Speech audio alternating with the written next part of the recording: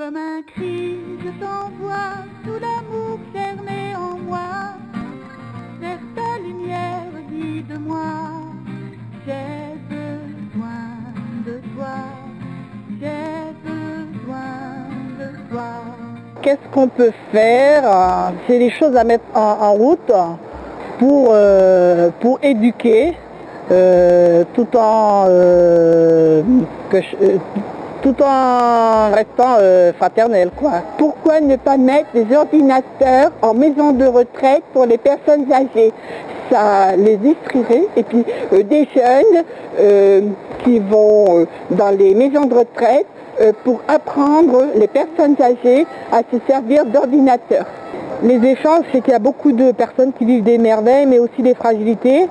Et ça confirme vraiment mon sentiment que ceux qui ont la chance et la grâce de vivre des merveilles puissent les partager avec ceux qui vivent des fragilités pour qu'ils puissent à leur tour rebondir et élargir les merveilles sur les autres familles. Donc vraiment pas garder ça pour soi. La meilleure idée que nous avons, que moi j'ai relevée, c'est voir avec les établissements, les élèves, c'est-à-dire préparer la jeunesse de demain, former la jeunesse de demain par rapport à ce problème de la fiscalité. Les informer pour qu'ils connaissent déjà le bien commun, qu'ils comprennent que quand ils payent quelque chose, c'est pas pour aller servir à quelque chose. Exactement comme on devrait faire pour le donner de l'Église. Donne-moi ton regard, ô Seigneur, apprends-moi à te voir. Montre-toi dans le frère, ô Seigneur, donne-moi ton regard. Il a insisté sur le fait d'aller vers les autres, de changer notre regard qui juge contre le regard qui apaise, qui reçoit.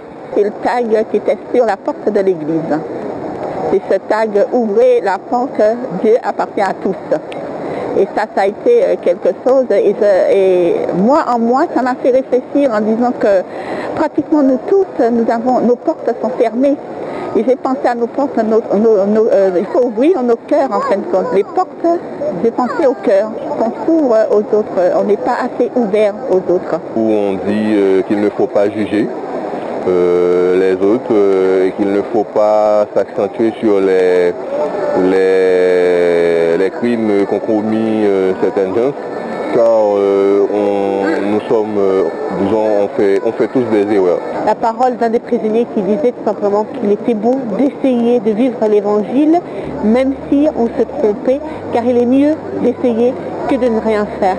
Et je pense que ça prend tout son sens, parce on essaye de le faire, on va tomber une fois, on va s'améliorer, on va recommencer, et jusqu'à devenir meilleur. Main qui pardonne, ouvre les mains qui consolent, donne tes mains. L'hiver dernier, j'ai participé à l'hébergement d'urgence avec la paroisse d'Aulnay-sous-Bois. J'ai découvert à l'issue de cet hébergement d'urgence nos limites, c'est pas seulement les miennes, mais nos limites. C'est-à-dire que nous étions tous pleins de bonne volonté, mais la bonne volonté ne suffit pas. On s'est aperçu des limites matérielles de notre action, mais aussi comment comprendre ces personnes qui n'évoluent pas dans notre logique. Nous venons de participer avec Julie de la paroisse également au forum sur le logement. Nous l'avons particulièrement choisi parce que nous avons vécu à Aubervilliers cette année l'accueil de nuit. Le Secours catholique qui nous a envoyé ses sans-abri et donc nous avons accueillis du mois de novembre au mois de mars. Donc avec 30 bénévoles qui se relayaient alors pour l'accueil de nuit le soir et le petit déjeuner le matin. Il y a toujours l'instant d'un petit soleil, comme une fleur, il faut accueillir maintenant. Il n'y a jamais de longues nuits sans éveil, même nos pleurs nous aident à devenir plus grands. Alors il y a un sujet qui m'a particulièrement intéressé, c'était la plantation d'un arbre. Et cet arbre a été planté par toute une multitude de cultures, des musulmans, des Africains, des Français, qui ont planté cet arbre. Et ce qui m'a interpellé, c'est de voir que l'arbre, il est là, personne n'y touche. Il y a une pancarte qui est posée au pied, et tout le monde passe et regarde cet arbre vivre, et personne n'y touche. Il y a une espèce de respect mutuel qui fait que l'arbre, il vit, il est là, il est resplendissant d'ailleurs, au milieu de la cité. Et ça m'a... quand j'ai vu ça, je me dis, tiens, c'est quelque chose qui irait très bien dans notre cité. Essayant de faire vivre le vivre ensemble, justement, comment il le faisait. Comment il donne la parole aux citoyens, comment il crée des lieux. Par exemple, ne pas créer un club du 3e âge, mais créer un club de rencontres où les gens du 3e âge viennent, mais qui devient intergénérationnel et qui donc n'est pas fermé. Donc des lieux ouverts de parole, d'échanges de paroles. Le thème principal qui est ressorti, c'est le regard des autres. Comment changer notre regard à nous et le regard par rapport aux autres qui sont différents.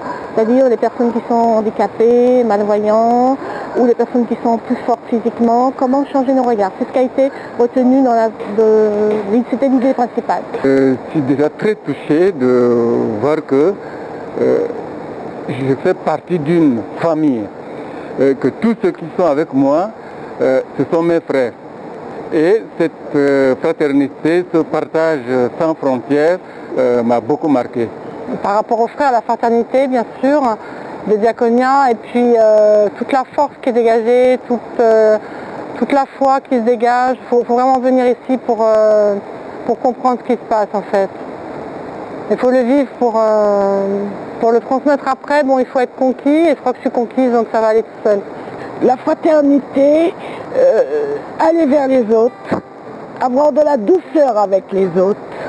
Il y a des personnes qui n'osent pas s'approcher. Moi-même, cette fraternité, mais je dis cette fraternité, c'est d'une façon différente. C'est que là où j'étais, c'est le Seigneur même qui est venu me chercher. Et j'ai vu ma misère, j'ai vu là où il m'a emmené, et à mon tour, je donne, j'ai envie. Et pour moi, c'est une joie de vivre, une joie vraiment de donner aux autres. Le monde a besoin de toi, quel que soit ton âge, quels que soient tes rêves.